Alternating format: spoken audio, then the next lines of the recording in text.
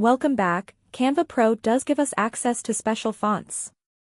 So for example, if we were to choose a specific element, then what we're going to do is we're then going to choose a specific template in order to work with. And if we start with this page, you'll notice that this page has a specific font.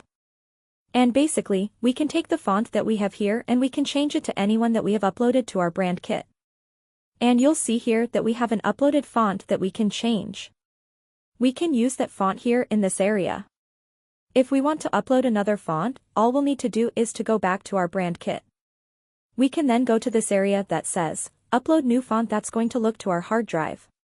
You'll then need to do the disclosure and then say yes, and then any other fonts that you want to have available to you.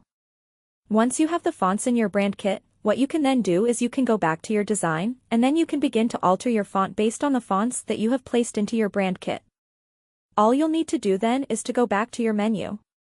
You'll then need to look for your brand fonts, and then you can make the change based on the brand fonts that you have uploaded. Canva Pro does give you access to your brand fonts that you can use at any time when you upload them, and you can upload up to 100 different fonts that you find most appropriate. If there comes a time when you need to replace some of the fonts that you have, all you need to do is to go into your uploaded fonts, delete the ones you have, so you can make room for those that you will be using. Okay, so with that, thanks, and I will see you in another video.